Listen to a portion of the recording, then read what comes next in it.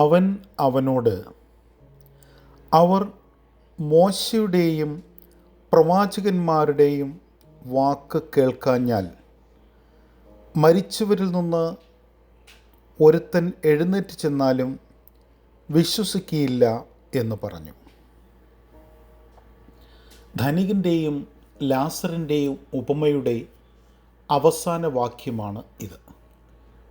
ഈ കഥയിൽ ഒരു ധനികൻ തൻ്റെ ജീവിതകാലത്ത് ലാസർ എന്ന പാവപ്പെട്ട യാചകനെ അവഗണിക്കുന്നു.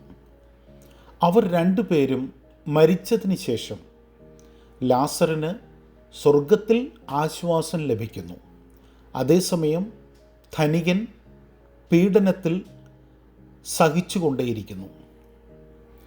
തൻ്റെ സഹോദരന്മാർക്ക് മുന്നറിയിപ്പ് നൽകുവാൻ ലാസറിനെ തിരികെ അയക്കാൻ ധനികൻ അബ്രഹാമിനോട് അപേക്ഷിക്കുന്നു. എന്നാൽ അബ്രഹാം നൽകുന്നതായ മറുപടിയാണ് ഈ വാക്യത്തിന് ആധാരം.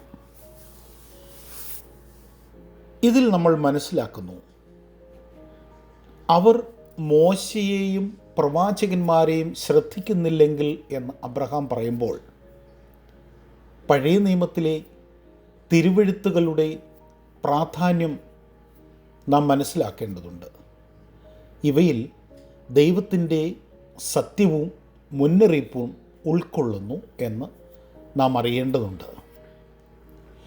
ആരെങ്കിലും മരിച്ചവരിൽ നിന്ന് ഉയർത്തെഴുന്നേറ്റാലും അവരെ കൺവിൻസ് ചെയ്യുവാൻ സാധിക്കില്ല.